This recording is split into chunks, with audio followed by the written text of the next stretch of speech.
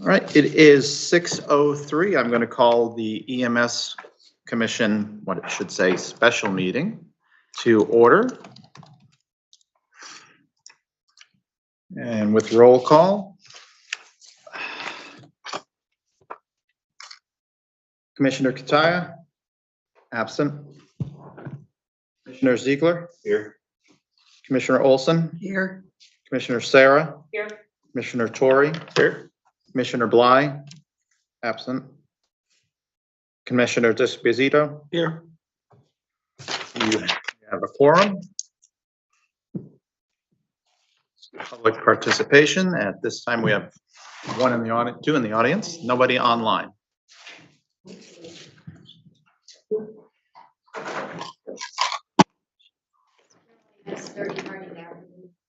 First of all, I would like to commend the town manager because now we have that agenda. We're doing election officers, and vice chairman, and we're setting firm meeting dates so everybody will know when the EMS committee is meeting.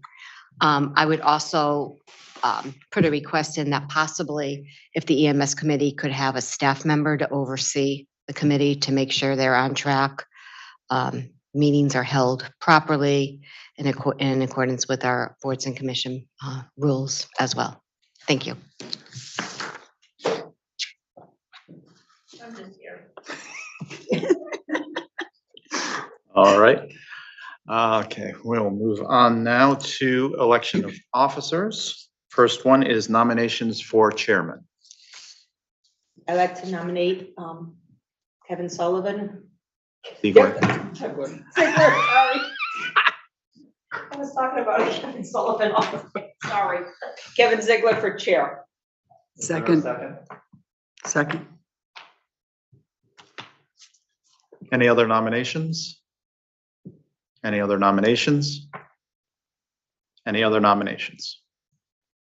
You accept the nomination? Yes. All right. Just like it was planned. Nomination has been made and seconded. All in favor? Aye. Opposed? Motion carries 4-1. All right. Any nominations for vice chairman?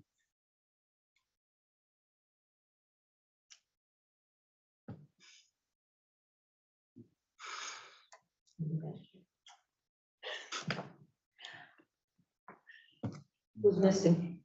No. Can we vote somebody on that's not here? Technically, they should They accept should the accept the nomination. nomination, okay. We could always take it up in another meeting. I mean, It's if you not- vote someone for here, it's almost like you're trying to railroad something. Right. You know, you don't want anybody to consolidate a certain amount of power on one committee.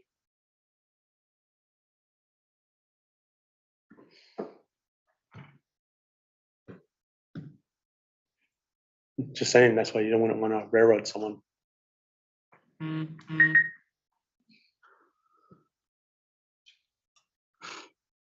Right, at this time, we'll table the nomination for vice chairman.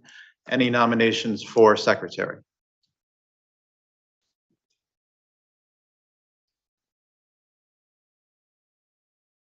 Would you accept the nomination? No, I can't. Yeah, you can accept the nomination. Just I'm gathering notes and following up. We have somebody to do minutes for the committee. I'll nominate Matt for secretary. I'll second it. Do you accept the nomination? Yes. Are there any other nominations? Are there any other nominations? Any other nominations? Nomination has been made and seconded. All in favor? Aye. Any opposed? Any abstentions? Motion carries. Moving on to meeting dates for the committee coming into 2023 and 2024. Your normal meeting schedule tends to take over on Thursdays, I'm not sure if you're looking to keep those dates. I actually have a calendar available for selection.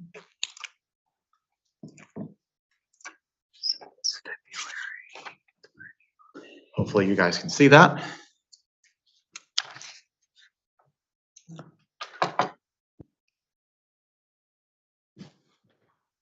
Thursdays is generally a good day for me, so. Not the second though, Huh? not the second Thursday. Right? You go to the Board of Fire Commissioners meetings or no? At Yeah, all? but that's, I don't have to go to those. It used to be the third Thursday. Yeah. Yeah, I'm just asking you which Thursdays that you guys are comfortable with. I'm on a rotating schedule, so day of the week means nothing to me. I always stay with the third Thursdays. That works for me. Thursdays. All right, so based upon, Are we doing monthly or are we gonna do quarterly like we've been doing? Monthly or quarterly. that's the decision of the It was commission. quarterly. Considering facing two things, the contract is up in July. Contract needs to be worked on unless there's an alternative. And that's gonna take a while to work on the contract, and you probably need a few more meetings than quarterly.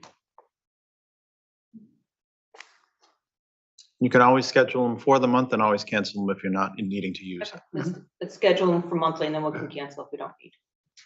Okay, so based upon a monthly schedule of a third Thursday, we would be looking at this point, February 16th would be a special meeting going forward.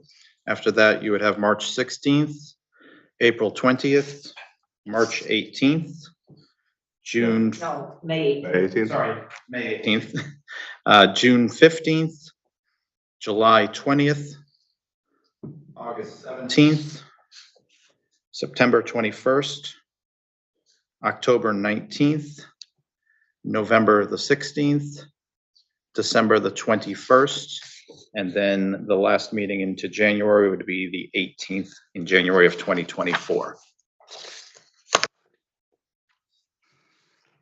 Someone would like to move that? Move and adopt that agenda. Second. Seconded by Commissioner Sarah. Any other amendments to the calendar in any way? Question, Certainly.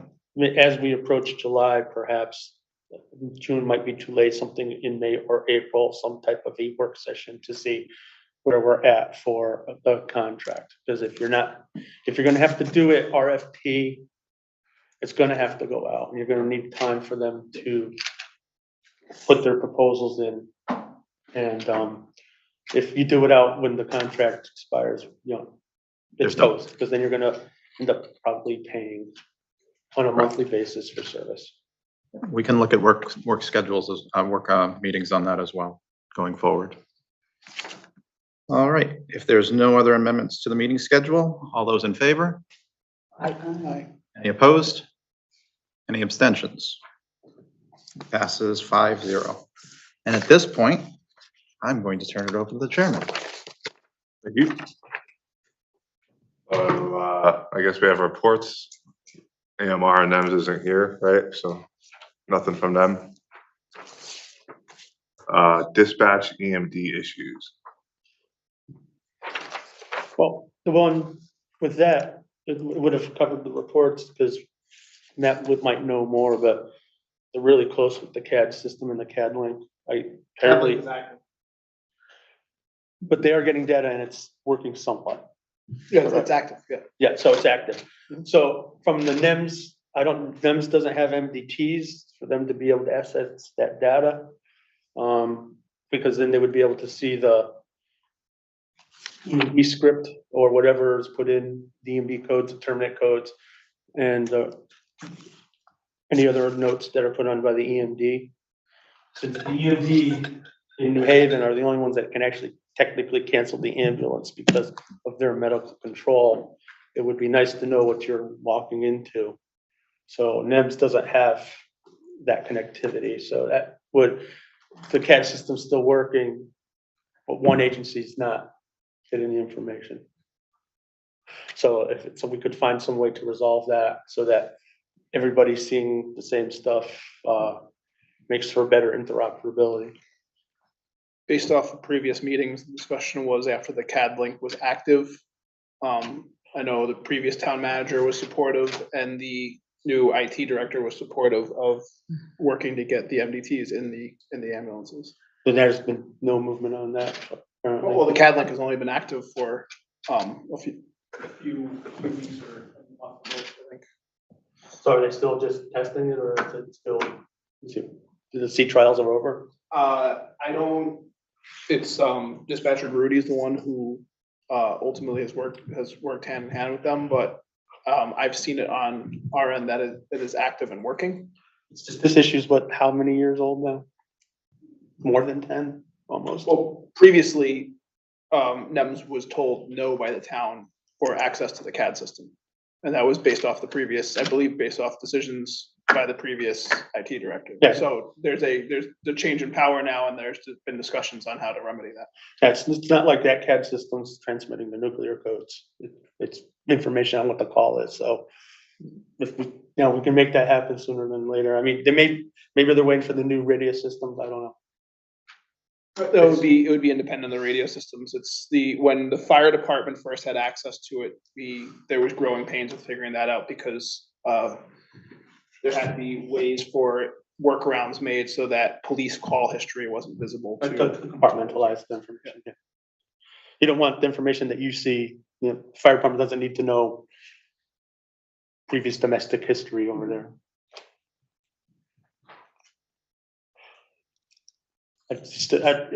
That's a long-standing issue. It'd be nice to put it to bed. And one thing off the list. Some accomplishment. Yeah, we'll just have to reach out to the town manager and IT again and find out what the intention is.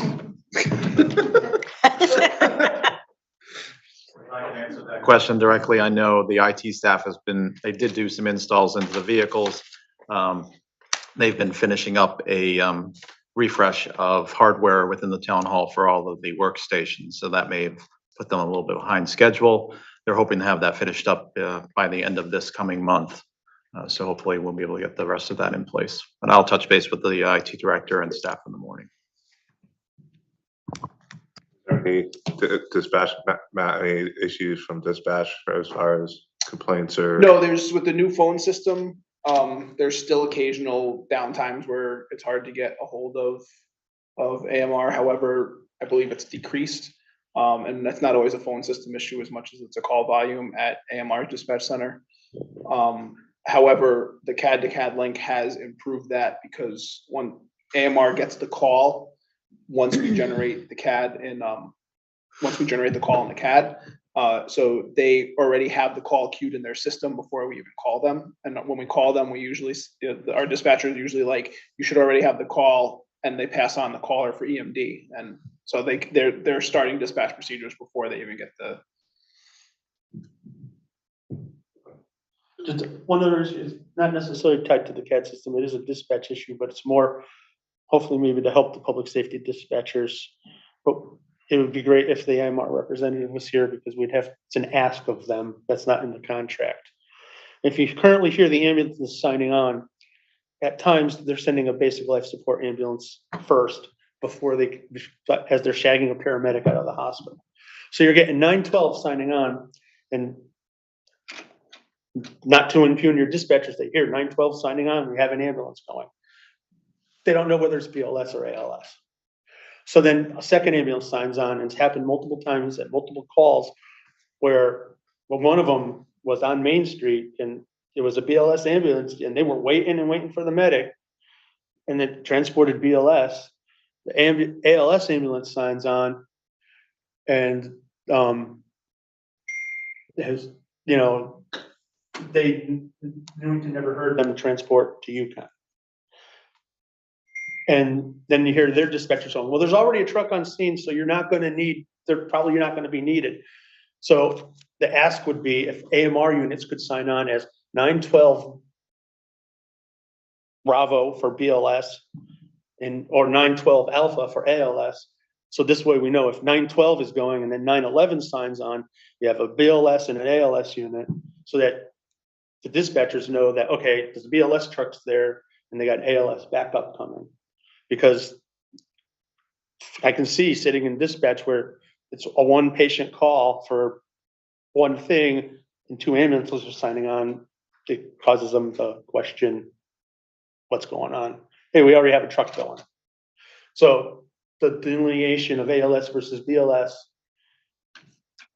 is good. I would ask them if they could throw in an ETA in there, but when they're coming from St. Francis, if they're coming from Mount Sinai Rehab into Newington, you know, you're hearing 20, 25 minutes, even and the response times are getting a little bit longer, but that has to do with the overall environment of EMS currently.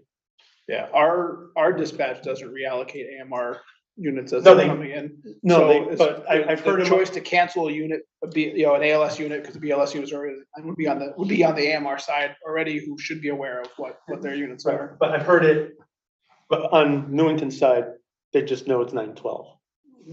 So I've heard it a few times where they're not doing anything wrong. Newington just won't, I can hear the question in their voice, why is 2 trucks going? Well, they also don't know what the EMD coding is. Yeah, and Now theoretically with the CAD link that they could see it within the notes, but Right.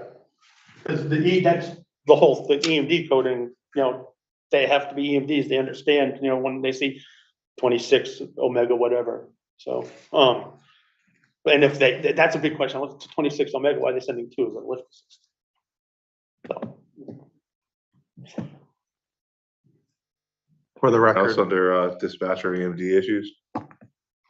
just for the record, Commissioner Bly is now online with us. Next will be information sharing. Anybody have anything to bring up? well, it's not necessarily, well, I don't know if it's the committee, then more, maybe Gloria can speak more to this. Apparently Newington has an EMT that has a medical issue and they're holding a fundraiser on May 20th for her. And they'd just like to see if there's anybody can garner support for it, because she'll need a tremendous amount of support in the near future. It's at the high school, and the high school was gracious enough to provide the space and the food. And a local DJ is providing some music, and that's as far as I've heard. So. Anything else under information? CAD system update? I think we already Yeah, we kind of touched on that. kind of touched on that. Their AMR is up and running with their new CAD system and the CAD link is active. Are you guys getting a whole new CAD system with the radio system, or is that separate? Separate. So it'll be next gen. They didn't come. Okay, they said something about a new version of next gen coming out, but that's every year. There's constant rollouts Yeah. of updates on next gen. I don't know if there's any large version updates where there's gonna be massive changes, but typically it's like an enterprise level software. There usually isn't. There was something on a message board from APCO about that. There's a lot of questions about a bug, but it was mainly in Texas. So it might have been Texas, that specific to that state. Next gen's, I'd venture to say, the most widely used CAD and RMS system in the state amongst agencies within the state, including all the way up to the state police, so. All right. Anything else under CAD? Public participation for the last time?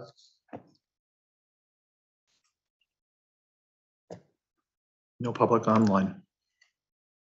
All right, I guess with that, is there a motion to adjourn? Motion to adjourn? Second. All in favor? Aye.